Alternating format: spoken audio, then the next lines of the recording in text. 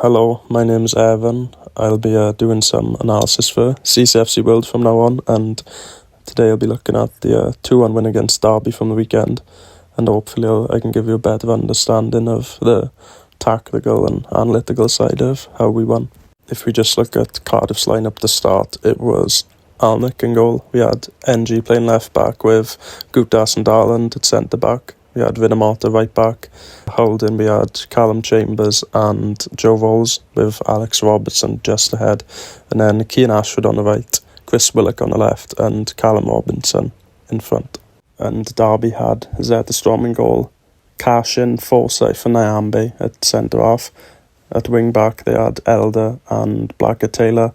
The midfield three consisted of Houdmine, Osborne and Ebro Adams, and up front they had Jerry Yates and the new striker Salveson. I think an interesting stat is at Cardiff in the first half we only had one shot on target, and that was our only shot the entire half. And in the second half we completely changed with 16 shots, obviously the 2 goals, and I think 8 of those shots were actually on target. So there's a massive contrast in our performance, and I actually just want to look into why that was.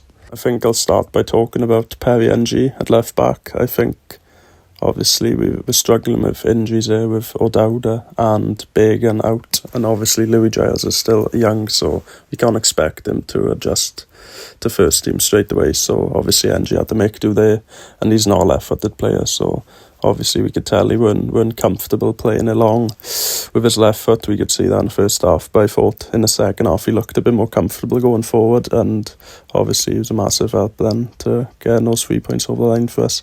I don't think we can ignore Cardiff's right-sided full-back either, which is obviously Andy Vinamata. If we look at his statistics, he's averaging around 2.5 tackles per 90, and he's winning 62% of his duels, and that puts him in the 97th and the 94th percentile for those respective statistics. Again, another important statistic was that in the first half, Derby won 60% of their overall duels against us, where in the second half, Cardiff actually won 63% of the overall duels, which is a complete contrast, which shows a shift in momentum straight away. Derby didn't use any wingers, so I thought it was interesting when Vinamata or Perry NG won the ball back, then Cardiff could really hurt them on the break, and we did that a lot of times, especially a couple of chances in the second half for Ashford and obviously El Ghazi's goal. I think you play a dangerous game when you have really high wing backs and then no one else to cover, you know, especially when it's Derby's situation where they have a wing back and not any wingers to help back defensively. So when Vinamata wins the ball, Ashford's there with him, and there's already a 2v1 scenario, no matter who they come up against, whether that's a wing back, Elder, or say Cashin's behind. Also, from a Derby perspective, I don't think you can be so reliant on your wing back getting the ball in the box from you. You can see there's so many Cardiff men around them overloading our side, and if they recover the ball, which they do, there's going to be such an overload on our right hand side for Cardiff to hurt them, and especially in midfield, because there are 3 players in the Cardiff box waiting for that ball to be played in, which evidently doesn't happen. So, you know, I don't think is a good thing to just be like, oh yeah, he's definitely going to get in the ball in the box, let's not make an interesting run, you know, to the front post, or let's go near him, make an overlapping run. And like mentioned, Cardiff had a lot of joy from these scenarios, especially the El Ghazi goal, which I'll go over in a bit. But with Robinson's goal, I think it was more an issue of the Derby strikers. I think Salveson and Yates can become good strikers, but ultimately you can hold the ball up all you want, that's well and good, but if you can't pass it off to your teammate well, then it's hopeless. That's a struggle they had. Salveson tried to pass it to Yates, I think, but misplaced it, and Cardiff went up the pitch and obviously crossed the ball in the box for the first time in a game, I think it was, and ultimately got a goal from it, luckily, due to a goalkeeping error. And from then it was a quick momentum shift where Cardiff could have scored 3, 4, maybe even 5 goals in that 5-10 minute span after Robinson's goal. And during that momentum, we obviously had the second goal, and I think we have to pinpoint Cian Ashford for that one. His work rate in the past couple of weeks has been exceptional, especially off the ball. You know, these past couple of games, he hasn't had exactly output in terms of goals and assists, but he's working really hard, especially for this goal where he tracks Elder really far. You know, he's willing to track back and help his full-back when I'm out.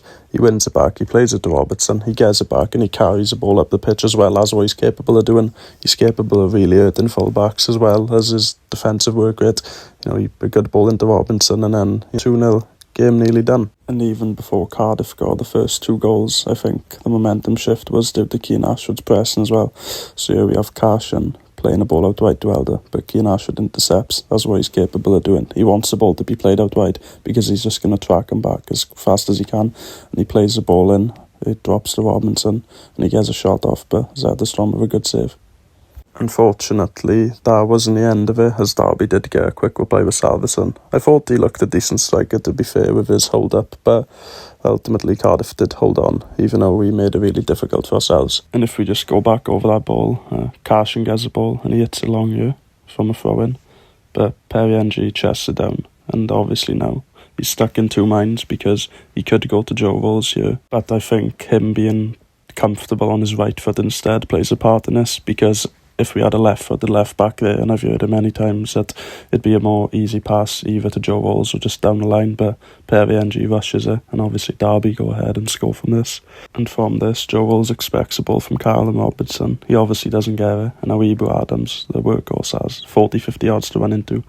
You know, Cardiff transition back slowly, Salveson has an easy one to make, and then his 2-1 game on. I'll have to talk about a couple Derby players as well, because I think they do have quality in this squad.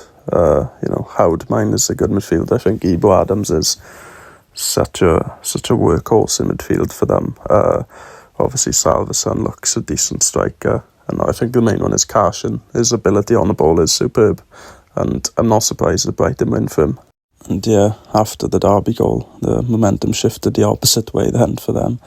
Yeah, I think they tried to build out well, but unfortunately didn't create too many chances. I think Nyambe, the right centre-half, tried to invert and go a bit further forward, and obviously Carson has the passing ability, but unfortunately it didn't pay off for them. Because of all the quick substitutions they made, they just had to revert to go in long ball and hope for the best with Salveson and Caden Jackson, but Cardiff really enjoyed that. You know, they like it when a team goes long, we thrive on it, and that's what we did do for the next 15-20 minutes. Thank you for listening to this short analysis of the Cardiff Derby game. Hopefully I'll be doing some more work for Simon and CCFC World in the upcoming weeks, especially the Leeds game, I think, which is a huge one. So thank you for listening, and I hope I can get some more bits out for CCFC World very soon. Thanks.